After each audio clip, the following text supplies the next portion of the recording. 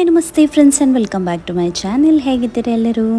ಇನ್ನೊಂದು ಹೊಸ ವ್ಲಾಗೊಂದಿಗೆ ಮತ್ತೊಮ್ಮೆ ಭೇಟಿ ಆಗ್ತಾ ಇದ್ದೀನಿ. ಇವತ್ತು ನಾನು ಸಿಂಪಲ್ ಆಗಿರುವಂಥ ನನ್ನ ಮಾರ್ನಿಂಗ್ ರೂಟೀನನ್ನು ಶೇರ್ ಮಾಡ್ಕೊಳ್ತಾ ಇದ್ದೀನಿ. ನಾನು ಇತ್ತೀಚಿನ ದಿನಗಳಲ್ಲಿ ತುಂಬಾ ಬೇಗ ಹೇಳ್ತಾ ಇದ್ದೀನಿ. ಇದು ಇವಾಗ ನನ್ನದು ರೂಟೀನೇ ಆಗಿಬಿಟ್ಟಿದೆ. ಇದಕ್ಕಿಂತ ಮುಂಚೆ ಸಹ ನಾನು ನಿಮ್ಮ ಜೊತೆಗೆ ಹೇಳಿದ್ದೆ, ನನ್ನ ರೂಟೀನನ್ನು ಕೆಲವೊಮ್ಮೆ ನಾನು ಶೇರ್ ಮಾಡಿದ್ದೀನಿ ಕೂಡ ಮುಂಚೆ. ಇವಾಗ ತುಂಬ ಸಮಯ ಆಯ್ತಲ್ವ ನಾನು ವ್ಲಾಗ್ಸನ್ನೆಲ್ಲ ಮಾಡಿದೆ. ಆದರೆ ಅದಾದ ನಂತರ ನನಗೆ ಹೆಲ್ತ್ ಇಶ್ಯೂಸ್ ಬರ್ತಾನೆ ಇತ್ತು. ಹಾಗಾಗಿ ನಾನು ಆ ಒಂದು ರೂಟೀನನ್ನು ಬಿಟ್ಟು ಮತ್ತೊಮ್ಮೆ ಅದೇ ಆಲಸ್ಯತನ, ಅದೇ ಸೇಮ್ ಉದಾಸೀನ ಆಗುವಂಥದ್ದು ಎದ್ದೇಳಲಿಕ್ಕೆ ಅದೇ ನನಗೆ ಅಭ್ಯಾಸ ಆಗ್ತಾಯಿತ್ತು. ಆದರೆ ಇಲ್ಲ, ಈ ರೀತಿ ಮಾಡಿದರೆ ಸಾಧ್ಯ ಆಗಲಿಕ್ಕಿಲ್ಲ ಅಂತ ಹೇಳಿ ನಾನೇ ಹಠ ಮಾಡಿ ಇವಾಗ ಒಂದು ರೂಟೀನನ್ನು ನಾನು ಸೆಟ್ ಮಾಡಿದ್ದೀನಿ. ಹಾಗಾಗಿ ನಾನು ಬೆಳಿಗ್ಗೆ ಒಂದು 4:15ಕ್ಕೆ ಎದ್ದೇಳ್ತೀನಿ. ಮುಂಚೆಲ್ಲ ನಾನು ಅಲಾರಾಮನ್ನು ಇಡ್ತಾ ಇದ್ದೆ. ಇವಾಗ ನನಗೆ ಅದರ ಅವಶ್ಯಕತೆ ಇಲ್ಲ, ನನಗೆ ಎಚ್ಚರ ಆಗುತ್ತೆ.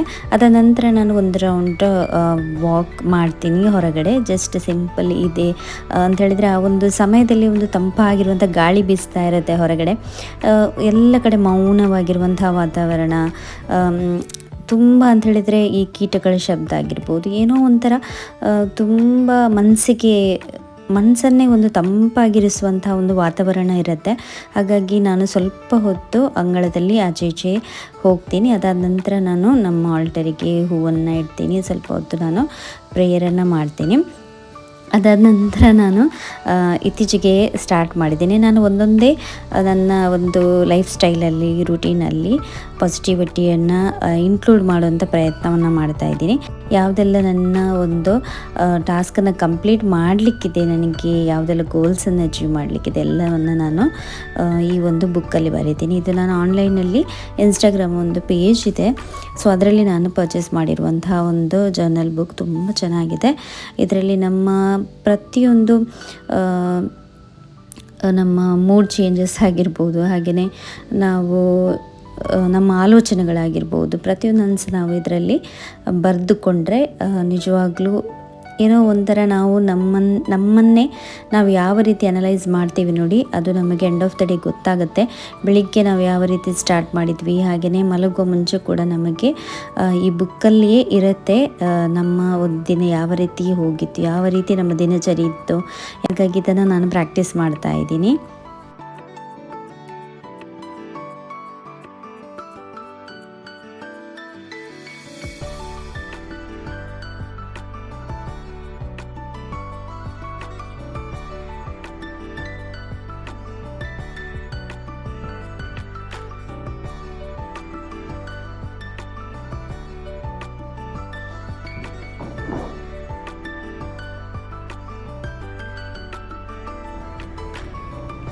ನನಗೆ ಮೆಡಿಟೇಷನ್ ಮಾಡುವಂಥದ್ದು, ಎಕ್ಸಸೈಸ್ ಮಾಡುವಂಥದ್ದು, ಯೋಗ, ಹಾಗೆಯೇ ಯಾವುದೇ ರೀತಿಯಾದಂಥ ಒಂದು ಎಕ್ಸಸೈಸನ್ನು ಮಾಡಲಿಕ್ಕೆ ಇಷ್ಟ. ಆದರೆ ಬೆಳಿಗ್ಗೆ ಬೇಗ ಹೇಳುವಂಥದ್ದೇ ಒಂದು ದೊಡ್ಡ ಕಷ್ಟ ಆಗಿತ್ತು. ಆದರೆ ಅದಕ್ಕೆ ಸಹ ಇವಾಗ ಪರಿಹಾರ ಸಿಕ್ಕಿದೆ. ಇವಾಗ ನನಗೆ ಅಭ್ಯಾಸ ಆಗಿಬಿಟ್ಟಿದೆ. ಹಾಗಾಗಿ ನಾನು 4:15ಗೆ ನನಗೆ ಶಾರ್ಪ್ ಎಚ್ಚರಿಕೆ ಆಗುತ್ತೆ. ಅದಾದ ನಂತರ ನಾನು ಹೇಳಿದೆ ನೋಡಿ, ಬ್ರಷ್ ಮಾಡುವಂಥದ್ದು, ನಾನು 1 ಲೀಟರ್ ನೀರನ್ನು ಕುಡಿತೀನಿ ಎದ್ದ ತಕ್ಷಣ. ಅದಾದ ನಂತರ ನಾನು ಫ್ರೆಶನಪ್ ಆಗಿ ಸ್ವಲ್ಪ ಹೊತ್ತು ಅಂಗಳದಲ್ಲಿ ಎಲ್ಲ ಸ್ವಲ್ಪ ಸುತ್ತಾಡಿ ನಂತರ ನಾನು ಜರ್ನಲ್ ಬರಿತೀನಿ. ನಂತರ ಈ ರೀತಿ ನಾನು ಸ್ವಲ್ಪ ಮೆಡಿಟೇಷನ್ ಮಾಡ್ತೀನಿ, ಹಾಗೆಯೇ ಎಕ್ಸಸೈಸನ್ನು ಕೂಡ ಮಾಡ್ತೀನಿ. ಸಂಜೆ ಹೊತ್ತಿಗೆ ಸಹ ನಾನೊಂದು 1/2 ಅವರ್ ಮಾಡಬೇಕಂತ ಇರ್ತೀನಿ. ಆದರೆ ಜೋಶು ಬಂದಾದ ನಂತರ ಅವನ ಜೊತೆನೇ ನಾನು ಜಾಸ್ತಿ ಟೈಮನ್ನು ಸ್ಪೆಂಡ್ ಮಾಡಬೇಕು, ಇಲ್ಲದಿದ್ದರೆ ಅವನು ನನಗೆ ಬಿಡೋದೇ ಇಲ್ಲ. ಹಾಗಾಗಿ ನಾನು ಆದಷ್ಟು ಬೆಳಿಗ್ಗೆ ಮಾಡಲಿಕ್ಕೆ ಪ್ರಯತ್ನ ಪಡ್ತೀನಿ. ಯಾಕಂತ ಹೇಳಿದರೆ ನನಗೆ ಕಾನ್ಸಂಟ್ರೇಷನ್ ಮಾಡಲಿಕ್ಕೆ ಜಾಸ್ತಿ ಹೆಲ್ಪ್ ಆಗುತ್ತೆ. ಒಮ್ಮೆ ನಾವು ಬೆಳಿಗ್ಗೆ ಬೇಗ ಎದ್ದೇಳಿಕೆ ಕಲಿತ್ರೆ ನಂತರ ಎಲ್ಲ ಸ್ಮೂತಾಗಿ ಹೋಗುತ್ತೆ. ತುಂಬ ಜನ ಕೇಳ್ಬೋದು, ನಾವೊಂದು ಸಿಸ್ಟಮ್ಯಾಟಿಕ್ ಲೈಫನ್ನು ಫಾಲೋ ಮಾಡದಿದ್ದರೂ ನಮಗೆ ಒಂದಲ್ಲ ಒಂದು ದಿನ ಏನು ಹೇಳ್ತಾರೆ, ಏನು ಹಣೆಬರದಲ್ಲಿ ಆಗಲಿಕ್ಕಿದೆ ಅದು ಖಂಡಿತವಾಗ್ಲೂ ಆಗುತ್ತೆ ಅಂತೇಳಿ ನಾನು ಸಹ ಅದೇ ರೀತಿ ಥಿಂಕ್ ಮಾಡ್ತಾ ಇದ್ದೆ. ಆದರೆ ನಾನು ಕರೆಕ್ಟಾಗಿ ಆಲೋಚನೆ ಮಾಡಿದಾಗ ಏನು ಈಗ ನನ್ನ ಜೀವನದಲ್ಲಿ ಈ ಒಂದು ನನ್ನ ಲೈಫ್ ಸ್ಟೈಲಲ್ಲಿ ನಾನು ಏನು ಬದಲಾವಣೆ ಮಾಡಿದ್ದೀನಿ ನೋಡಿ, ಅದು ನನಗೆ ಡೈರೆಕ್ಟಾಗಿ ನನ್ನ ಒಂದು ಮಾನಸಿಕ ಆರೋಗ್ಯಕ್ಕೆ ನಿಜವಾಗ್ಲೂ ತುಂಬ ಹೆಲ್ಪ್ ಮಾಡ್ತಾ ಇದೆ. ನನಗೆ ತುಂಬ ಒಂದು ಹ್ಯಾಪಿನೆಸ್, ಇಡೀ ದಿನ ನಾನೊಂದು ಎನರ್ಜೆಟಿಕ್ ಆಗಿ ಇರಲಿಕ್ಕೆ, ಹಾಗೆಯೇ ಸ್ವಲ್ಪ ಏನಾದರೂ ಇಶ್ಯೂಸ್ ಬಂದರೂ ಕೂಡ ಬೇಗ ನನಗೆ ತುಂಬ ಸಿಟ್ಟು ಬರುವಂಥದ್ದು, ನಾನು ಇರಿಟೇಟ್ ಆಗುವಂಥದ್ದೆಲ್ಲ ಜಾಸ್ತಿ. ಆದರೆ ಈ ರೀತಿ ನಾನೊಂದು ರುಟೀನನ್ನು ಸೆಟ್ ಮಾಡಿ ಆದ ನಂತರ ನನಗೆ ಒಂದು ವಾರದಲ್ಲಿ ಅದರ ಎಫೆಕ್ಟ್ ನನಗೆ ಕರೆಕ್ಟಾಗಿ ಕಾಣಲಿಕ್ಕೆ ಸಿಕ್ಕಿದೆ. ಹಾಗಾಗಿ ನಾವು ಯಾವುದೇ ರೀತಿಯಲ್ಲಿ ಜೀವಿಸಿದರೂ ಕೂಡ ಮನುಷ್ಯರಂದ ಮೇಲೆ ಏನು ಬರೆದಿದೆ ಅದು ನಡೀಲಿಕ್ಕಂತೂ ಇದೆ. ಆದರೆ ನಾವು ಯಾವ ರೀತಿ ಜೀವಿಸಿದ್ದೀವಿ ಅದು ಕೂಡ ಇಂಪಾರ್ಟೆಂಟ್ ಆಗುತ್ತೆ. ಸೊ ನಾನು ಈ ಒಂದು ಏನು ಹೇಳ್ತಾರೆ ಲೇಸಿನೆಸ್ ಎಲ್ಲ ಮಾಡ್ತಾ ಇದ್ದೆ ಜಾಸ್ತಿಯಾಗಿ. ಆದರೆ ಇಲ್ಲ, ಯಾವುದಕ್ಕೆ ಆದರೂ ಒಂದು ಲಿಮಿಟ್ ಅಂತ ಇರುತ್ತೆ ನೋಡಿ. ನಾವು ಯಾವಾಗ ಮನಸ್ಸು ಮಾಡ್ತೀವಿ ಆವಾಗಲೇ ಏನಾದರೂ ಬದಲಾವಣೆ ಮಾಡಲಿಕ್ಕೆ ಸಾಧ್ಯ. ಬೇರೆಯವರಿಂದ ನಮಗೆ ನಮ್ಮನ್ನು ಬದಲಾಯಿಸಲಿಕ್ಕೆ ಅದು ಅಸಾಧ್ಯ. ನಮಗೆ ಆಸಕ್ತಿ ಇರಬೇಕು, ನಮಗೆ ಅದರ ಮೇಲೆ ಇಂಟ್ರೆಸ್ಟ್ ಇರಬೇಕು, ಆವಾಗ ಮಾತ್ರ ಎಲ್ಲ ಸಾಧ್ಯ. ಹಾಗಾಗಿ ನಾನು ಈ ಒಂದು ಪ್ರಾಕ್ಟೀಸನ್ನು ಮಾಡ್ಕೊಳ್ತಾ ಇದ್ದೀನಿ. ಪ್ರತಿನಿತ್ಯ ನಾನು ಒಂದೊಂದೇ ಇನ್ಕ್ಲೂಡ್ ಮಾಡ್ತಾ ಇದ್ದೀನಿ. ಒಂದೇ ದಿನ ಎಲ್ಲ ಮಾಡ್ಕೊಳ್ಳೋಕ್ಕೆ ಹೋಗೋದಿಲ್ಲ. ಒಂದೇ ದಿನ ಇಷ್ಟು ಎಕ್ಸಸೈಸ್ ಆಗಿರ್ಬೋದು, ಇಷ್ಟು ಮೆಡಿಟೇಷನ್ ಆಗಿರ್ಬೋದು, ಇಲ್ಲ ನಾನು ಇವತ್ತೆಲ್ಲವನ್ನು ಮಾಡ್ತೀನಿ, ಇವತ್ತೇ ಎಲ್ಲ ನಾನು ಮುಗಿಸ್ತೀನಿ, ಇವತ್ತೇ ನನಗೆ ಪರ್ಫೆಕ್ಟ್ ಆಗಬೇಕು, ಆ ರೀತಿ ಅಲ್ಲ. ನಾನು ಒಂದೊಂದನ್ನೇ ಇನ್ಕ್ಲೂಡ್ ಮಾಡಿ ಬಂದಿರುವಂಥದ್ದು. ಒಂದು ದಿನ ನಾನು ಬೇಗ ಎದ್ದಿದ್ದೀನಿ ಆದರೆ ಒಂದು ದಿನ ಮೆಡಿಟೇಷನ್ ಮಾತ್ರ ಮಾಡಿದ್ದೀನಿ, ಸ್ವಲ್ಪ ಹೊತ್ತು ಮಾತ್ರ ನಾನು ಕೊಟ್ಟಿದ್ದೀನಿ. ನಂತರ ನಾನು ಜಸ್ಟ್ ಗಾರ್ಡನಲ್ಲಿ ಆಚೆ ಈಚೆ ಹೋಗುವಂಥದ್ದು, ಸ್ವಲ್ಪ ನೇಚರನ್ನು ಎಂಜಾಯ್ ಮಾಡುವಂಥದ್ದು, ಆ ರೀತಿ ಪ್ರಾಕ್ಟೀಸ್ ಮಾಡ್ತಾ ಇದ್ದೆ. ಯಾಕಂತ ಹೇಳಿದ್ರೆ ಬೆಳಿಗ್ಗೆ ಎದ್ದ ತಕ್ಷಣ ನಮಗೆ ಏನಾದರೂ ಬೋರಿಂಗ್ ಅಂತೇಳಿ ಅನ್ನಿಸ್ಬಾರ್ದು, ಆವಾಗ ನಮಗೆ ನಿದ್ದೆ ಬರುವಂಥದ್ದು ಜಾಸ್ತಿ. ಹಾಗಾಗಿ ಏನಾದರೂ ಖುಷಿ ಕೊಡುವ, ನಮ್ಮ ಮನಸ್ಸಿಗೆ ಸಮಾಧಾನ ಕೊಡುವಂಥದ್ದನ್ನೇ ಮಾಡಬೇಕು. ನನಗೆ ಗಾರ್ಡನಲ್ಲಿ ಸುತ್ತಾಡುವಂಥದ್ದು ಮುಂಚೆಯಿಂದಲೂ ಇಷ್ಟ. ನಾನು ಈ ಮನೆಗೆ ಬಂದಾದ ನಂತರ ಗಾರ್ಡನ್ ಬೇಕು ಅಂತೇಳಿ ಹಠ ಹಿಡಿದು ನಾನು ಗಾರ್ಡನ್ ವರ್ಕನ್ನು ಮಾಡಿಸಿರುವಂಥದ್ದು ಹಸ್ಬೆಂಡ್ ಹತ್ರ ಹೇಳಿ. ಇದೇ ಕಾರಣಕ್ಕೆ, ಯಾಕಂತ ಹೇಳಿದ್ರೆ ನಮಗೆ ಈ ಒಂದು ಪರಿಸರ ಕೊಡುವಂತಹ ನೆಮ್ಮದಿ ಇದೆಯಲ್ಲ, ಯಾವುದು ಕೊಡಲಿಕ್ಕೆ ಸಾಧ್ಯ ಇಲ್ಲ. ಅದು ಸಹ ಈ ಮುಂಚಿನ ಟೈಮ್ ಅಲ್ಲ. ಇವಾಗೆಲ್ಲ ಚೇಂಜ್ ಆಗಿದೆ. ಎಲ್ಲರ ಲೈಫ್ ಬ್ಯುಸಿ ಆಗಿಬಿಟ್ಟಿದೆ, ಎಲ್ಲರೂ ಬ್ಯುಸಿ ಆಗಿದ್ದಾರೆ. ಯಾರಿಗೂ ಯಾರ ಜೊತೆಗೆ ಅಷ್ಟೊಂದು ಮಾತನಾಡಲಿಕ್ಕೆ ಆಗೋದಿಲ್ಲ. ಎಲ್ಲರೂ ಅವರವರ ಒಂದು ಬದುಕಿನಲ್ಲಿ ಬ್ಯುಸಿ ಆಗಿಬಿಡ್ತಾರೆ. ಬೆಳಿಗ್ಗೆ ಆಫೀಸ್ಗೆ ಹೋಗಿ ನಂತರ ಮನೆಯದ್ದು ಕೆಲಸ ಆಗಿರ್ಬೋದು, ಮಕ್ಕಳ ಹೋಮ್ವರ್ಕ್ ಆಗಿರ್ಬೋದು, ಮಕ್ಕಳಿಗೆ ಕಲಿಸುವಂಥದ್ದು, ಅವರ ಜೊತೆಗೆ ಆಟ ಆಡುವಂಥದ್ದು, ಮಲಗಿಸುವಂಥದ್ದು, ಎಲ್ಲ ಬ್ಯುಸಿ ಲೈಫ್ ಆಗಿಬಿಟ್ಟಿದೆ. ಆದರೆ ಏನು ಒಂದು ನಮಗೆ ಮನಸ್ಸಿಗೆ ಒಂದು ಸ್ವಲ್ಪ ಹೊತ್ತು ಸಮಾಧಾನ ಕೊಡುವಂಥದ್ದು ಅಂತ ಹೇಳಿದರೆ ಪರಿಸರ, ನೇಚರ್ ಮಾತ್ರ. ನಾನು ಅದನ್ನು ನಂಬ್ತೀನಿ. ಹಾಗಾಗಿ ಇಲ್ಲಿ ನೋಡ್ಬೋದು, ನಾನು ಸ್ವಲ್ಪ ಹೊತ್ತು ಗಾರ್ಡನಲ್ಲಿ ಹೆಡ್ಫೋನನ್ನು ಹಾಕಿಬಿಟ್ಟು ಎಫರ್ಮೇಷನ್ ಅಂತ ಹೇಳಿ ನಮಗೆ ಯೂಟ್ಯೂಬಲ್ಲೆಲ್ಲ ಸಿಗುತ್ತೆ. ಇಲ್ಲದಿದ್ದರೆ ನಾವೇ ಮನಸ್ಸಲ್ಲಿ ಇದನ್ನು ನಾವು ಅಂದ್ಕೊಳ್ಬೋದು ಅಥವಾ ಪ್ರಾಕ್ಟೀಸ್ ಮಾಡ್ಕೊಳ್ಬೋದು, ಕೇಳಲಿಕ್ಕೆ ಅಥವಾ ರಿಪೀಟ್ ಮಾಡಲಿಕ್ಕೆ. ಎಫರ್ಮೇಷನ್ ಅಂತ ಹೇಳಿದರೆ ಕನ್ನಡದಲ್ಲಿ ಪ್ರಾಮುಖ್ಯತೆ ಅಥವಾ ದೃಢ ವಾಕ್ಯ ಅಂತ ಹೇಳ್ಬೋದು, ಅಥವಾ ಸ್ವಯಂ ಪ್ರೇರಣೆಯ ವಾಕ್ಯ. ನಮ್ಮನ್ನೇ ನಾವು ಮೋಟಿವೇಟ್ ಮಾಡುವಂಥ ವಾಕ್ಯಗಳು, ಅಥವಾ ನಮಗೇ ನಾವು ಒಂದು ಗ್ರ್ಯಾಟಿಟ್ಯೂಡನ್ನು ತೋರಿಸುವಂಥ ವಾಕ್ಯ, ಆ ರೀತಿ ನಾವು ಅಂದ್ಕೊಳ್ಬೋದು. ಇದು ತುಂಬ ಇಂಪಾರ್ಟೆಂಟ್ ನಮ್ಮ ಲೈಫಲ್ಲಿ, ತುಂಬ ಅಂಥೇಳಿ ತುಂಬ. ನನಗೆ ಇದರ ಇಂಪಾರ್ಟೆನ್ಸ್ ನಿಜವಾಗ್ಲೂ ಗೊತ್ತಿರಲಿಲ್ಲ. ನಾನು ನಿಜ ಹೇಳಬೇಕಂತ ಹೇಳಿದರೆ, ನಾನು ಯಾವಾಗ ವ್ಲಾಗ್ಸ್ ಎಲ್ಲ ಸ್ಟಾಪ್ ಮಾಡಿದ್ದೆ ನೋಡಿ, ತುಂಬ ಮನಸ್ಸಲ್ಲಿ ತುಂಬ ಗೊಂದಲಗಳು, ಆಲೋಚನೆಗಳು ನಡೀತಾ ಇತ್ತು. ತುಂಬ ಕನ್ಫ್ಯೂಷನ್ಸ್ ಆಗುವಂಥದ್ದು, ಆ ರೀತಿಯೆಲ್ಲ ನನಗೆ ತುಂಬ ಅಂತ ಹೇಳಿದರೆ ಕೈಂಡ್ ಆಫ್ ಓವರ್ ಥಿಂಕಿಂಗ್ ನನಗೆ ಆಗ್ತಾಯಿತ್ತು. ಆದರೆ ಯಾವಾಗ ನಾನು ಈ ಒಂದು ಸೆಟ್ ಆಫ್ ರೂಟೀನನ್ನೆಲ್ಲ ಪ್ರಾಕ್ಟೀಸ್ ಮಾಡಲಿಕ್ಕೆ ಒಂದೊಂದಾಗಿ ಇನ್ಕ್ಲೂಡ್ ಮಾಡಲಿಕ್ಕೆ ಸ್ಟಾರ್ಟ್ ಮಾಡಿದ್ದೆ ನೋಡಿ, ಆವಾಗದಿಂದ ನನಗೆ ನಿಜವಾಗ್ಲೂ ನಾನು ಸ್ವಲ್ಪ ಹ್ಯಾಪಿಯಾಗಿದ್ದೀನಿ. ಹಾಗೆಯೇ ನನಗೆ ಆ ಒಂದು ಕಾನ್ಫಿಡೆನ್ಸ್ ಕೂಡ ಇವಾಗ ಮೆಲ್ಲನೆ ಬರ್ತಾ ಇದೆ ಅಂತಲೇ ಹೇಳ್ಬೋದು. ಸೊ ನಾನು ಹೇಳಿದೆ ಎಫರ್ಮೇಷನ್, ಇದನ್ನು ನಾನು ಹೆಡ್ಫೋನ್ ಹಾಕಿಯೇ ಕೇಳೋದು. ಯಾಕಂತ ಹೇಳಿದ್ರೆ ಅದು ರಿಪೀಟ್ ಆಗಿ ನಮಗೆ ಕೇಳಲಿಕ್ಕೆ ಸಿಕ್ಕಿದರೆ ಅದು ನಮ್ಮ ಮನಸ್ಸಲ್ಲಿ ಪಾಸಿಟಿವ್ ಆಗಿ ಗಟ್ಟಿಯಾಗಿ ಉಳಿಲಿಕ್ಕೆ ಸಾಧ್ಯವಾಗುತ್ತೆ. ಇದರ ಜೊತೆಗೆ ನಾನು ನನ್ನ ಕೆಲಸವನ್ನು ಸಹ ಮಾಡ್ತಾ ಇರ್ತೀನಿ. ಬೆಳಿಗ್ಗೆ ಎದ್ದು ಮೊದಲಿಗೆ ನನ್ನ ಕೆಲಸ ಅಂಗಳವನ್ನು ಗುಡಿಸುವಂಥದ್ದು. ಯಾಕಂದರೆ ಸ್ವಲ್ಪ ಹೊತ್ತಲ್ಲಿ ಬಿಸಿಲು ಬಂದುಬಿಡುತ್ತೆ. ಬಿಸಿಲು ಬಂದಾದ ನಂತರ ಇಷ್ಟು ದೊಡ್ಡ ಅಂಗಳವನ್ನು ಗುಡಿಸುವಂಥದ್ದು ಸಾಧ್ಯನೇ ಇಲ್ಲ. ಸ್ವಲ್ಪ ಹೊತ್ತು ಕೂಡ ಆ ಬಿಸಿಲಿಗೆ ನಿಲ್ಲಲಿಕ್ಕೆ ಆಗೋದಿಲ್ಲ, ಅಷ್ಟೊಂದು ಬಿಸಿಲು ಬರುತ್ತೆ. ಹಾಗೆಯೇ ನಾವು ಇಂಟರ್ಲಾಕ್ ಹಾಕಿರೋದ್ರಿಂದ ಮಧ್ಯದಲ್ಲಿ ಹುಲ್ಲೆಲ್ಲ ಬರುತ್ತೆ, ಅದನ್ನು ಸಹ ತೆಗಿಬೇಕು. ಇದು ನಿನ್ನೆ ನಮ್ಮದು ಈ ಒಂದು ಸಹಕಾರಿ ಸಪ್ತಾಹದ್ದು ಮೆರವಣಿಗೆಗೆ ಯೂಸ್ ಮಾಡಿರುವಂತಹ ಒಂದು ವೆಹಿಕಲ್ ಏನಿದೆ ನೋಡಿ, ಅದಕ್ಕೆಲ್ಲ ಹೂವಿನ ಹಾರ ಎಲ್ಲ ಹಾಕಿದ್ರಲ್ವ. ಸೊ ಈ ಗೊಂಡೆ ಹೂವು ಅಂತ ಹೇಳ್ತೀವಿ ನಾವು, ಅದನ್ನು ನಾನು ಸ್ವಲ್ಪ ಬೀಜವನ್ನು ಒಣಗಿಸಲಿಕ್ಕೆ ಹಾಕಿ ಇಡಲಿಕ್ಕೆ ಎಲ್ಲವನ್ನು ತೆಗೆದಿಡ್ತಾ ಇದ್ದೀನಿ. ನನಗೆ ಇದೆಲ್ಲ ಸ್ವಲ್ಪ ಜಾಸ್ತಿ ಇಂಟ್ರೆಸ್ಟ್, ಹಾಗಾಗಿ ನನಗೆ ಈ ಗೊಂಡೆ ಹೂವೆಲ್ಲ ತುಂಬ ಇಷ್ಟ. ಹಾಗೆ ತುಂಬ ಲೈನಲ್ಲಿ ಹಾಕಿಬಿಡೋಣ ಅಂಥೇಳಿ ಇದರ ಬೀಜವನ್ನು ಒಣಗಿಸ್ಲಿಕ್ಕೆ ಅಂತೇಳಿ ನಾನು ತೆಗಿತಾ ಇದ್ದೀನಿ. ಹಾಗೆ ಎಲ್ಲವನ್ನು ಸಹ ಗುಡಿಸಿ ಕ್ಲೀನ್ ಮಾಡ್ತಾ ಇದ್ದೀನಿ. ನಾನು ಮತ್ತು ಜೋಶ್ವ ನಿನ್ನೆ ಇದನ್ನೆಲ್ಲ ಹುಡಿ ಮಾಡಿ ಅವನ ಜೊತೆಗೆ ಆಟಾಡ್ತಾ ಇದ್ದೆ. ನಾನು ಜಾಸ್ತಿಯಾಗಿ ಅನ್ನಿಸ್ಬೋದು ನಾನು ಯಾಕೆ ಚಿಕ್ಕ ಮಕ್ಕಳ ಥರ ಅವನ ಜೊತೆಗೆ ಆಟಾಡ್ತಾ ಇರ್ತೇನೆ ಅಂತೇಳಿ. ಅವನಿಗೆ ನನ್ನ ಜೊತೆಗೆ ಆಟಾಡೋದು ತುಂಬ ಇಷ್ಟ. ಹಾಗೆ ಅವನ ಜೊತೆಗೆ ಎಷ್ಟು ನಾನು ಟೈಮನ್ನು ಸ್ಪೆಂಡ್ ಮಾಡ್ತೀನಿ ನೋಡಿ, ಅದಕ್ಕಿಂತ ಬೇರೆ ಥೆರಪಿ ಯಾವುದು ಸಹ ಬೇಡ ಹ್ಯಾಪಿನೆಸ್ಸಿಗೆ. ಅಷ್ಟೊಂದು ಖುಷಿಯಾಗುತ್ತೆ ಮಕ್ಕಳ ಜೊತೆಗೆ ಆಟಾಡುವಂಥ ಸಮಯದಲ್ಲಿ. ಕೆಲವೊಮ್ಮೆ ತುಂಬ ಇರಿಟೇಟ್ ಮಾಡ್ತಾನೆ, ಇಡೀ ದಿನ ಆಟಾಡ್ಲಿಕ್ಕಂತೂ ನಮಗೂ ಸಾಧ್ಯ ಆಗೋದಿಲ್ಲ. ಆದರೆ ನನ್ನಿಂದ ಎಷ್ಟು ಸಾಧ್ಯವಾಗುತ್ತೆ ನೋಡಿ ಅಷ್ಟು ನಾನು ಅವನಿಗೆ ಬ್ಯುಸಿ ಇರಲಿಕ್ಕೆ ಟ್ರೈ ಮಾಡ್ತೀನಿ. ಇಲ್ಲದಿದ್ದರೆ ಒಂದು ಟಿ ವಿ ಅಥವಾ ಮೊಬೈಲ್ ಕೇಳ್ತಾನೆ. ಮೊಬೈಲ್ ಅಂತ ಅವನಿಗೆ ನಮ್ಮದು ಸಿಗೋದಿಲ್ಲ, ಆದರೆ ಟಿ ವಿ ಆದರೂ ಕೇಳ್ತಾನೆ ಅವನು ಬಂದು. ಹಾಗಾಗಿ ನಾನು ಅವನಿಗೆ ಆದಷ್ಟು ನನ್ನಿಂದ ಸಾಧ್ಯ ಆದಷ್ಟು ನಾನು ಅವನಿಗೆ ಹೊರಗಡೆನೇ ಇಲ್ಲಿ ಈ ರೀತಿ ಟೈಮನ್ನು ಸ್ಪೆಂಡ್ ಮಾಡಲಿಕ್ಕೆ ನಾನು ಅವನಿಗೆ ಮೋಟಿವೇಟ್ ಮಾಡ್ತೀನಿ. ಹಾಗೆ ಈ ವೆಹಿಕಲಲ್ಲಿ ಫುಲ್ ನಾವು ನಿನ್ನೆ ಈ ಹೂವನ್ನೆಲ್ಲ ಚೆಲ್ಲಿ ಬಿಟ್ಟಿದ್ವಿ. ಇದು ಇವತ್ತು ವೆಹಿಕಲ್ ಕೊಡಲಿಕ್ಕಿದೆ ವಾಪಸ್ ನಮಗೆ, ಇದು ಬೇರೆಯವರದು. ಹಾಗೆ ಅದನ್ನು ನಾನು ಕ್ಲೀನ್ ಮಾಡಿ ಇಡ್ತೀನಿ ಅಂತ ಹೇಳಿ ನಂತರ ಅವ್ರು ಕೊಂಡೋಗೋಂಥ ಸಮಯದಲ್ಲಿ ನಾವು ಕ್ಲೀನ್ ಮಾಡಿ ಕೊಡಬೇಕಲ್ವ, ಅವ್ರು ನಮಗೆ ಚೆನ್ನಾಗಿ ಡೆಕೋರೇಟ್ ಮಾಡಿ ಕೊಟ್ಟಿರುವಂಥ ಸಂದರ್ಭದಲ್ಲಿ ನಾವು ಸಹ ಅದಕ್ಕೆ ಅದೇ ರೀತಿ ಕೊಡಬೇಕಲ್ವ ಅಂಥೇಳಿ ನಾನು ಕ್ಲೀನಿಂಗನ್ನು ಮಾಡ್ತಾ ಇದ್ದೀನಿ.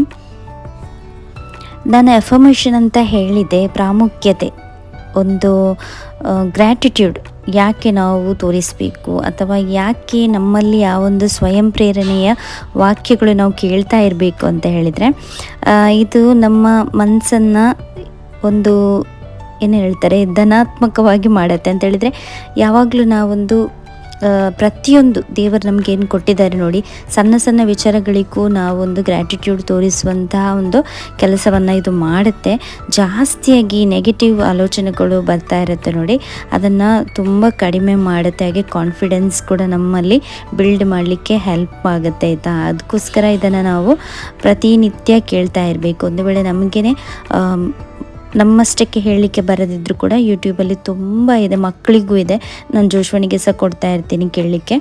ಸೊ ಇಲ್ಲದಿದ್ದರೆ ನಮಗೇ ನಾವು ಹೇಳಬೇಕಾದ್ರೆ ಕೆಲವೊಂದು ಎಕ್ಸಾಂಪಲ್ಲಾಗಿ ನಾವು ಈ ರೀತಿ ಹೇಳ್ಬೋದು, ನಾವು ಇಂದು ಉತ್ತಮ ದಿನವನ್ನು ನಿರ್ಮಿಸ್ತೇನೆ, ನಾನು ಇವತ್ತು ಉತ್ತಮ ದಿನವನ್ನು ನಿರ್ಮಿಸಲಿಕ್ಕಿದ್ದೇನೆ, ಅಥವಾ ನನ್ನಲ್ಲಿ ಎಲ್ಲ ಸವಾಲುಗಳನ್ನು ಎದುರಿಸುವ ಶಕ್ತಿ ಇದೆ ಅಂತ ಹೇಳುವಂಥ ಪಾಸಿಟಿವಿಟಿಯನ್ನು ನಾವು ರಿಪೀಟ್ ಮಾಡಿದರೆ ಅದು ಮನಸ್ಸಲ್ಲಿ ಅದೇ ರೀತಿ ಉಳಿದುಕೊಳ್ಳುತ್ತೆ. ಅಥವಾ ನಾನು ಸಾಕಷ್ಟು ನನ್ನ ಹತ್ರ ಸಾಕಷ್ಟು ಸಾಮರ್ಥ್ಯ ಇದೆ, ನಾನು ಸಮರ್ಥ, ನನ್ನ ಹತ್ರ ಎಲ್ಲವನ್ನು ಎದುರಿಸುವಂಥ ತಾಕತ್ತಿದೆ, ಆ ರೀತಿ ನಾವು ಗಡಿ ಆ ಒಂದು ಪ್ರೇರಣಾತ್ಮಕ ಒಂದು ಸೆಂಟೆನ್ಸನ್ನು ರಿಪೀಟ್ ಮಾಡಿದರೆ ಅದೇ ರೀತಿ ನಮ್ಮ ದಿನಕ್ಕೆ ಸಹ ತುಂಬಾ ಗ್ರೇಟ್ಫುಲ್ಲಾಗಿ ಹ್ಯಾಪಿನೆಸ್ಸಲ್ಲಿ ಕಳೀಲಿಕ್ಕೆ ಸಾಧ್ಯವಾಗುತ್ತೆ. ಇದನ್ನು ನಾನು ಪ್ರಾಕ್ಟೀಸ್ ಮಾಡಿದ್ದೀನಿ ಕೂಡ, ಹಾಗಾಗಿ ನಿಮ್ಮ ಜೊತೆಗೆ ಸಹ ಶೇರ್ ಮಾಡ್ಕೊಳ್ಳೋಣ ಅಂತ ಅಂದ್ಕೊಂಡೆ ಅಷ್ಟೇ.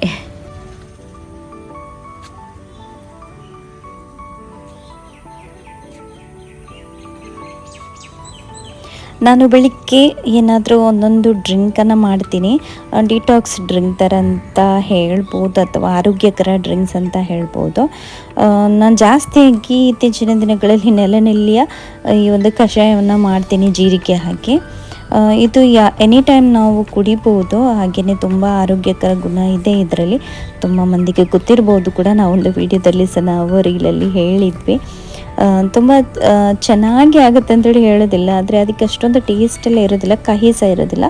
ಅದನ್ನೇ ನಾನು ಒಂದು 4-5 ಈ ರೀತಿ ತೆಗೆದು ಚೆನ್ನಾಗಿ ಅದನ್ನು ವಾಶ್ ಮಾಡಿ ಬೇರು ಸಮೇತ ಅದನ್ನು ಜಜ್ಜಿ ಚೆನ್ನಾಗಿ ಸ್ವಲ್ಪ ಜೀರಿಗೆನ ಹಾಕಿಬಿಟ್ಟು 2 ಗ್ಲಾಸ್ ನೀರಲ್ಲಿ ನಾನು ಅದನ್ನು ಕುದಿಲಿಕ್ಕೆ ಇಟ್ಟರೆ, ಅದು ಕುದಿ ಬಂದಾದ ನಂತರ 1 ಗ್ಲಾಸ್ ನೀರು ಉಳಿಯೋ ತನಕ, ಕುದಿ ಬರುವ ತನಕ ನಾವು ಕುದಿಸ್ಲಿಕ್ಕೆ ಇಡಬೇಕು.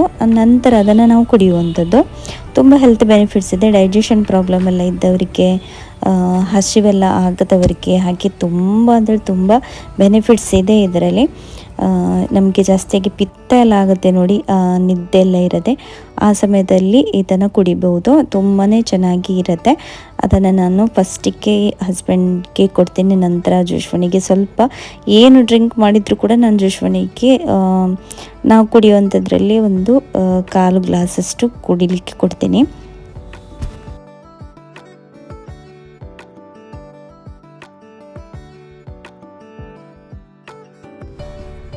ನಿನ್ನೆ ಸಹಕಾರಿ ಸಪ್ತಾಹ ಇತ್ತಲ್ವ, ಹಾಗೆ ಗೆಸ್ಟ್ಗಳಿಗೆ ನಾವು ಮನೆಯಲ್ಲೇ ಅರೇಂಜ್ ಮಾಡಿದ್ವಿ ಬ್ರೇಕ್ಫಾಸ್ಟನ್ನು. ಸೊ ಅದರಲ್ಲೇ ಸ್ವಲ್ಪ ಉಳಿದಿದೆ, ಅದನ್ನೇ ಇವತ್ತು ಕೂಡ ಸರ್ವ್ ಮಾಡೋಣ ಅಂಥೇಳಿ ನಾನು ಬಿಸಿ ಮಾಡಲಿಕ್ಕೆ ಇಡ್ತಾ ಇದ್ದೀನಿ. ಹಾಗೆ ತುಂಬ ಇರಲಿಲ್ಲ, ಸ್ವಲ್ಪನೇ ಇದೆ, ಅದರಲ್ಲಿ ಅಡ್ಜಸ್ಟ್ಮೆಂಟ್ ಮಾಡ್ಕೊಳ್ಳೋಣ ಅಂಥೇಳಿ. ಇಲ್ಲದಿದ್ದರೆ ವೇಸ್ಟ್ ಆಗುತ್ತಲ್ವ ಸುಮ್ಮನೆ.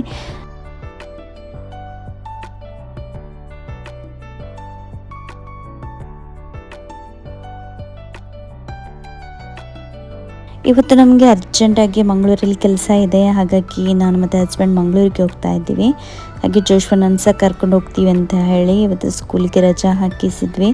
ಇಲ್ಲದಿದ್ದರೆ ನಾವು ಸಂಜೆ ಬರುವಂಥ ಸಮಯದಲ್ಲಿ ಎಲ್ಲಿಯಾದರೂ ಒಂದು ಲೇಟ್ ಆಗಿಬಿಟ್ರೆ ಅವನಿಗೆ ಕಷ್ಟ ಆಗುತ್ತೆ ಪಿಕ್ ಮಾಡಲಿಕ್ಕೆಲ್ಲ. ಕೆಲವೊಮ್ಮೆ ತಂದೆ ಕೂಡ ಬೇರೆ ಕಡೆ ಬೇರೆ ಪ್ಲೇಸಲ್ಲೆಲ್ಲ ಇರ್ತಾರೆ, ಹಾಗಾಗಿ ಅವನಿಗೆ ಪಿಕ್ ಮಾಡಲಿಕ್ಕೆ ಕಷ್ಟ ಆಗುತ್ತೆ ಅಂತೇಳಿ ನಾವು ಅವನನ್ನು ಸಹ ಕರ್ಕೊಂಡು ಹೋಗ್ತಾ ಇದ್ದೀವಿ. ಬೆಳಿಗ್ಗೆ ಎಷ್ಟು ಬೇಗ ಎದ್ದು ಕೆಲಸ ಸ್ಟಾರ್ಟ್ ಮಾಡಿದರೂ ಕೂಡ ಮನೆಯದ್ದು ಕೆಲಸ ಆಗಲಿಕ್ಕೇ ಇಲ್ಲ. ಜೋಶ್ವನಿಗೆ ಸ್ಕೂಲಿಗೆ ಕಳಿಸೋ ತನಕ ಬೇರೆ ದಿನಗಳಲ್ಲಿ ತುಂಬ ಅಂದರೆ ತುಂಬ ಬ್ಯುಸಿ ಆಗಿರ್ತೀನಿ. ಅದಾದ ನಂತರನೇ ಸ್ವಲ್ಪ ಸಮಯ ಸಿಗುವಂಥದ್ದು ಸ್ವಲ್ಪ ಊಟ ಮಾಡಲಿಕ್ಕೆ ಅಥವಾ ತಿಂಡಿ ತಿನ್ನಲಿಕ್ಕೆ. ನಾನು ಇವಾಗ ಜಾಸ್ತಿಯಾಗಿ ಸ್ವಲ್ಪ ಪ್ರೋಟೀನ್ ರಿಚ್ ಆಗಿರುವಂತಹ ಒಂದು ಫುಡ್ಡನ್ನು ತಿಂತೀನಿ ಬೆಳಿಗ್ಗೆದ್ದು, ಸ್ವಲ್ಪ ಹೆಲ್ತ್ಗೋಸ್ಕರ.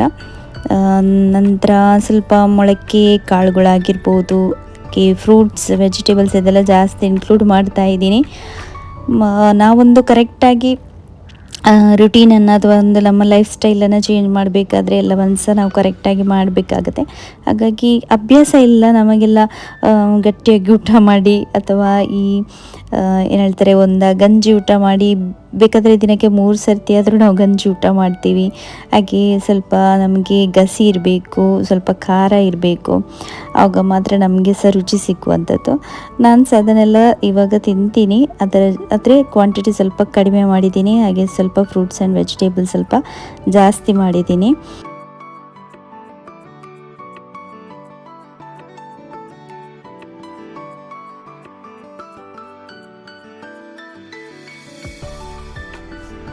ನಮಗೆ ಅಂದ್ಕೊಂಡಿರುವಂತಹ ಜಾಬ್ ಸಿಗಲಿಲ್ಲ, ಅಷ್ಟು ಸ್ಯಾಲ್ರಿ ಸಿಗಲಿಲ್ಲ, ತುಂಬ ಎಕ್ಸ್ಪೆಕ್ಟೇಷನನ್ನು ಇಟ್ಕೊಳ್ತೀವಿ. ಆದರೆ ನಾನು ಯಾವ ರೀತಿ ಥಿಂಕ್ ಮಾಡ್ತೀನಿ ಅಂತ ಹೇಳಿದರೆ, ಯಾವುದೇ ಒಂದು ಜಾಬ್ ಆಗಿರ್ಬೋದು, ನಾವು ಅದನ್ನು ಕಡಿಮೆ ಸಂಬಳವಾದರೂ ಪರವಾಗಿಲ್ಲ, ಅದನ್ನು ನಾವು ಮೊದಲಿಗೆ ಕಲ್ತ್ಕೊಳ್ಬೇಕು. ಯಾಕಂತ ಹೇಳಿದರೆ ಕಲ್ತಿರುವಂಥದ್ದು ಯಾವಾಗಲೂ ವೇಸ್ಟ್ ಆಗೋದಿಲ್ಲ. ಒಂದಲ್ಲ ಒಂದು ದಿನ ಅದು ನಮಗೆ ಹೆಲ್ಪೇ ಆಗುತ್ತೆ. ಒಂದಲ್ಲ ಒಂದು ರೀತಿಯಲ್ಲಿ ಅದು ನಮ್ಮ ಲೈಫಲ್ಲಿ ರಿಟರ್ನ್ ಬರುತ್ತೆ. ಆವಾಗ ನಮಗೆ ನಿಜವಾಗ್ಲೂ ನಾವು ಗ್ರೇಟ್ಫುಲ್ ಆಗಿರ್ತೀವಿ. ಓಕೆ, ಆ ಸಮಯದಲ್ಲಿ ನಾವು ಅದನ್ನು ಹಣದ ಮುಖ ನೋಡದೆ ನಾವು ಅದನ್ನು ಕಲ್ತಿದ್ದೀವಿ ಅಂತೇಳಿ. ಯಾವುದೇ ಒಂದು ಸ್ಕಿಲ್ಲಲ್ಲಿ ನಾವು ತೊಡಗಿರಬೇಕು ಅಂತೇಳುವಂಥದ್ದು ನನ್ನ ಅಭಿಪ್ರಾಯ. ಯಾವುದೇ ಆಗಿರ್ಬೋದು, ನಮ್ಮ ಇಂಟ್ರೆಸ್ಟಲ್ಲಿ ನಾವು ಇರಬೇಕು, ಬ್ಯುಸಿ ಇರಬೇಕು. ಆವಾಗ ನಿಜವಾಗ್ಲೂ ನಮ್ಮ ಮೈಂಡ್ ಸಹ ಆ್ಯಕ್ಟಿವ್ ಆಗಿರುತ್ತೆ. ಹಾಗೆಯೇ ನಮ್ಮ ಮೈಂಡ್ ಸಹ ಪ್ರೊಡಕ್ಟಿವ್ ಆಗಿ ವರ್ಕ್ ಮಾಡಲಿಕ್ಕೆ ಹೆಲ್ಪ್ ಮಾಡುತ್ತೆ.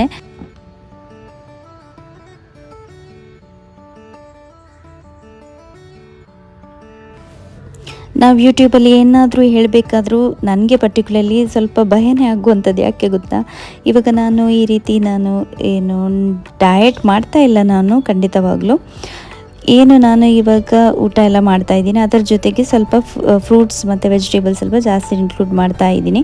ಸ್ವಲ್ಪ ಸಲಾಡ್ಸ್ ಎಲ್ಲ ಜಾಸ್ತಿ ಇನ್ಕ್ಲೂಡ್ ಮಾಡ್ತಾನೆ, ಸ್ವಲ್ಪ ಹೆಲ್ತಿ ವೇ ಆಗಲಿಕ್ಕೆ. ಹಾಗೆಯೇ ಸ್ವಲ್ಪ ಪ್ರೋಟೀನ್ ರಿಚ್ ಡಯಟ್ ಎಲ್ಲ ನಮಗೆ ಇಂಪಾರ್ಟೆಂಟ್ ನಮ್ಮ ಬಾಡಿಗೆ ಅಂತೇಳಿ ನಾನು ಆ ರೀತಿ ಮಾಡ್ಕೊಳ್ಳುವಂಥದ್ದು. ಅದನ್ನೇ ನಾನು ನಿಮ್ಮ ಜೊತೆಗೆ ಸಹ ಶೇರ್ ಮಾಡ್ತಾ ಇದ್ದೀನಿ. ಆದರೆ ಎಲ್ಲಿಯಾದರೂ ನಾನು ಅಂತ ಹೇಳ್ತಾರೆ ಒಂದು ಟೈಮಲ್ಲಿ ನಾನು ತುಂಬ ವೆಯ್ಟ್ ರೆಡ್ಯೂಸ್ ಆಗಿದ್ದೆ. ಅದಕ್ಕೆ ಅದರದ್ದೇ ಆಗಿರೋಂಥ ಕೆಲವೊಂದು ಹೆಲ್ತ್ ರೀಸನ್ ಇದೆ, ನಾನು ಯಾರ ಜೊತೆಗೆ ಸಹ ಶೇರ್ ಮಾಡಿರಲಿಲ್ಲ. ಆದರೆ ಏನು ಗೊತ್ತಾ, ಕೆಲವರು ತುಂಬ ದಪ್ಪಗಾಗ್ತಾರೆ, ಕೆಲವರು ತುಂಬ ತೆಳ್ಳಗಾಗ್ತಾರೆ. ಆದರೆ ಬಾಡಿ ಯಾವ ರೀತಿ ನಮ್ಮದು ಆಗುತ್ತೆ ನೋಡಿ, ಅದು ನಮ್ಮ ಕಂಟ್ರೋಲಲ್ಲಿ ಇರೋದಿಲ್ಲ. ಆದರೆ ಜನರು ಹೇಗೆ ಅಂತ ಹೇಳಿದರೆ ಒಮ್ಮೆಲೆ ಅಟ್ಯಾಕ್ ಮಾಡಿಬಿಡ್ತಾರೆ. ನಿನಗೇನಾದರೂ ರೋಗ ಇದೆಯಾ, ನಿನಗೇನಾದರೂ ಆಗಿದೆಯಾ, ಯಾಕೆ ನೀನು ಸಪೂರಾಗಿದೆಯಾ, ಒಂದು ವೇಳೆ ದಪ್ಪ ಆಗಿದ್ರೆ ಯಾಕೆ ನೀನು ಇಷ್ಟು ದಪ್ಪ ಆಗಿದೆಯಾ ಅಂಥೇಳಿ. ಸೊ ಕೆಲವೊಮ್ಮೆ ಏನಾಗುತ್ತೆ ಗೊತ್ತಾ, ತುಂಬ ಸರ್ತಿ ಇಗ್ನೋರ್ ಮಾಡ್ಬೋದು, ಕೆಲವೊಮ್ಮೆ ಅದು ಹಿಟ್ಟಾಗಿಬಿಡುತ್ತೆ. ಹೌದಾ, ನಾನು ಈ ರೀತಿ ಆಗಿದ್ದೀನ, ಏನೋ ಆಗಿರ್ಬೋದು, ನನಗೆ ಏನಾದರೂ ಇರ್ಬೋದು ಆ ರೀತಿ ಅಂಥೇಳಿ ನಮ್ಮ ಮನಸ್ಸೇ ನಮಗೆ ಆ ರೀತಿ ನೆಗೆಟಿವ್ ಥಿಂಕ್ ಮಾಡಲಿಕ್ಕೆ ಫೋರ್ಸ್ ಮಾಡುತ್ತೆ. ಸೊ ಕೆಲವರು ಪಾಪ ನಿಜ ಕನಸಿನಲ್ಲಿ ಕೇಳ್ತಾರೆ. ಆದರೆ ಯಾವುದೇ ಒಂದು ವ್ಯಕ್ತಿ ಆಗಿರ್ಬೋದು, ಎಲ್ಲ ಟೈಮಲ್ಲಿ ಒಂದೇ ರೀತಿಯಲ್ಲಿ ಆಲೋಚನೆ ಮಾಡೋದಿಲ್ಲ ಅಲ್ವಾ. ಕೆಲವೊಮ್ಮೆ ಅದು ನೆಗೆಟಿವ್ ಆಗಿ ನಾವು ತಗೊಳ್ತೀವಿ, ಅದು ಒಂದು ಮೈನಸ್ ಅಂತಲೇ ಹೇಳ್ಬೋದು.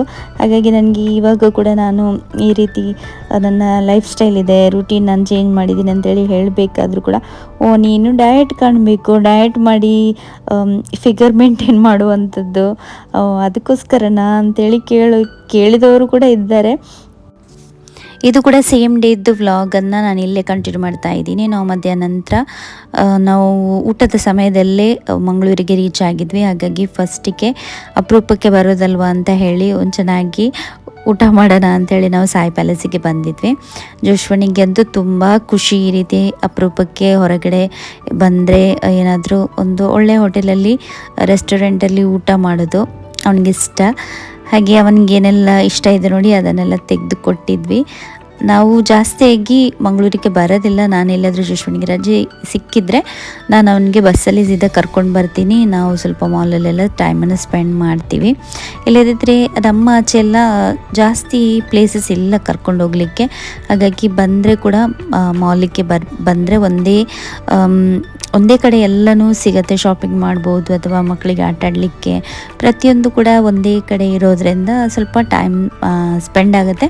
ಸಂಜೆ ಮತ್ತು ನಾನು ಮತ್ತು ಜೋಶ್ವ ಬಸ್ಸಲ್ಲೇ ವಾಪಸ್ ಹೋಗುವಂಥದ್ದು. ಹಾಗೆ ಇವಾಗ ಸ್ವಲ್ಪ ಸಮಯದ ನಂತರನೇ ನಾನು ಬರ್ತಾ ಇರೋದು. ಹಾಗೆ ಹಸ್ಬೆಂಡ್ಸ್ ಇವತ್ತು ಬಂದಿದ್ರಲ್ವ, ಹಾಗೆ ಒಂದೊಳ್ಳೆ ಊಟ ಮಾಡ್ಕೊಳ್ಳೋಣ ಅಂಥೇಳಿ ಸಾಯಿ ಪ್ಯಾಲೇಸ್ಗೆ ಬಂದಿದ್ವಿ. ಇಲ್ಲಿ ತುಂಬಾ ಒಳ್ಳೆ ಊಟ ಸಿಗುತ್ತೆ ಆಯಿತಾ. ಪ್ರತಿನಿತ್ಯ ಏನಾದರೂ ಒಂದು ಸ್ಪೆಷಲ್ ಐಟಮ್ ಅವ್ರದ್ದು ಇರುತ್ತೆ. ಇವತ್ತು ಕೂಡ ತುಂಬ ಇತ್ತು. ನಾವು ಪ್ರಾನ್ಸ್ ಫ್ರೈಯನ್ನು ತೊಗೊಂಡಿದ್ವಿ, ರವಾ ಫ್ರೈ. ಅದು ಜೋಶ್ವನಿಗೆ ಇಷ್ಟ, ಸ್ಪೈಸಿ ಆಗಿರೋದಿಲ್ಲ ಅಂಥೇಳಿ ಅದನ್ನು ಮತ್ತು ಕೆಲವೊಂದು ಐಟಮ್ಸನ್ನೆಲ್ಲ ಆರ್ಡರ್ ಮಾಡಿದ್ವಿ.